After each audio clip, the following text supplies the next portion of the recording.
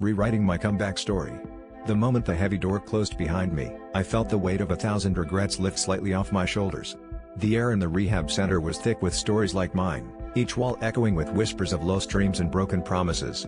I was greeted by a counselor whose eyes held a mix of compassion and unyielding resolve, and it struck me that this place was not a prison but a sanctuary, a crucible where I could forge a new version of myself. I had walked in with nothing but a suitcase of shattered hopes, yet in that instant, I knew I was at the starting line of an extraordinary journey. In the beginning, every day felt like climbing a mountain with the wrong gear. Group therapy sessions were a storm of emotions. I listened to others recount their tales of rock bottom, feeling their pain as if it were my own. Gradually, as each piece of my story was laid bare, I found strength in vulnerability.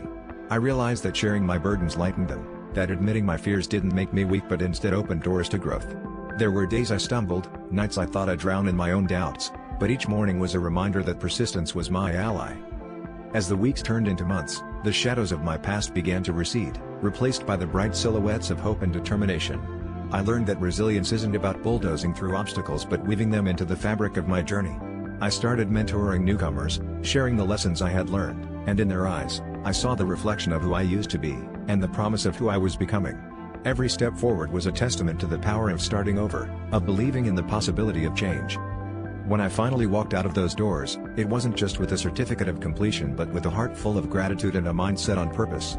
The world outside looked different, not because it had changed, but because I had. I was no longer defined by the mistakes of my past but by the strength I had cultivated from them. My journey had taught me that every ending is a prelude to a new beginning, and this was just the first chapter of my comeback story. The lesson was clear: the power to rewrite our stories is always within us, waiting for the moment we decide to wield it.